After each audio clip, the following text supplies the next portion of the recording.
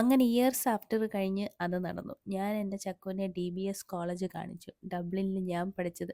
ചക്കു എപ്പോഴും ചോദിക്കത്തില്ലേ 12 to 15 ലാക്ക് എന്തോത്തിനാ മുടങ്ങിയത്. ഇവിടെയാണ് കഷ്ടപ്പെട്ട് മാസ്റ്റേഴ്സ് ചെയ്തത്.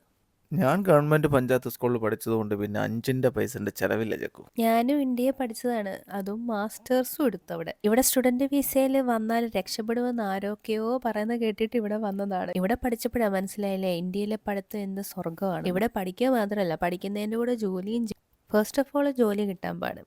അതിൻ്റെ കൂട്ടത്തിൽ ഡിസംബറിലെ തണുപ്പൂടെ സഹിച്ച് ജോലി ചെയ്യുക എന്ന് പറയുന്നത് അൺബിലീവബിൾ ആയിട്ടുള്ള കാര്യമാണ്. ഇവിടെ വന്നപ്പോൾ അസൈൻമെൻറ്റും റിസർച്ചും ഒക്കെ ഇത്ര പാടാന്ന് മനസ്സിലാവുന്നത്. ഇന്ത്യയിൽ എന്തെങ്കിലുമൊക്കെ കോപ്പി ചെയ്യാം, പക്ഷെ ഇവിടെ അതൊന്നും നടക്കത്തില്ല. നമ്മുടെ ഓൺ വേർഡ്സിൽ എഴുതണം. ഞങ്ങൾ ഇന്ത്യക്കാർക്ക് ഇവിടെ യൂറോപ്പിൽ വന്ന് നിങ്ങൾ പഠിക്കുക എന്ന് പറയുമ്പോൾ വാവ് അടിച്ചു പൊളിക്കുക സുഖിക്കുക ഇതൊക്കെയാണ് ഞങ്ങൾ ചിന്തിച്ചിരിക്കുന്നത്. ഇമാതിരി കഷ്ടപ്പാടുള്ളതല്ല ഇവിടെ വന്നപ്പോഴാണ് ശരിക്കും മനസ്സിലായത്. ഈ യൂറോപ്പ് എന്ന് പറഞ്ഞാൽ അത്ര വലിയ സുഖമുള്ള കാര്യങ്ങളൊന്നല്ല. പണമുള്ളവർക്ക് അടിച്ചു പൊളിക്കുക, അത് എവിടെയാണേലും അടിച്ചു പൊളിക്കാമല്ലോ. ആ, ഇന്ത്യയിലും അടിച്ചു പൊളിക്കാം. എന്തെങ്കിലും അടിച്ചു പൊളിക്കുക. പണമില്ലാതെ ഇവിടെ കഷ്ടപ്പെട്ട് ഒന്ന് രക്ഷപ്പെടാൻ പറ്റുന്നവർക്ക് ഭയങ്കര കഷ്ടപ്പാടാണ്. ഞാനിവിടെ വന്ന കുറേ സ്റ്റുഡൻസിന്റെ കഷ്ടപ്പാട് കേട്ടപ്പോൾ എൻ്റെ പൊന്നോ, എൻ്റെ പെണ്ണിനോടുള്ള റെസ്പെക്റ്റ് എനിക്ക് കൂടിപ്പോയത് സത്യം പറയാം. ഒരു ബിഗ് ഹാറ്റ്സ് ഓഫ് ചക്കു, സത്യം.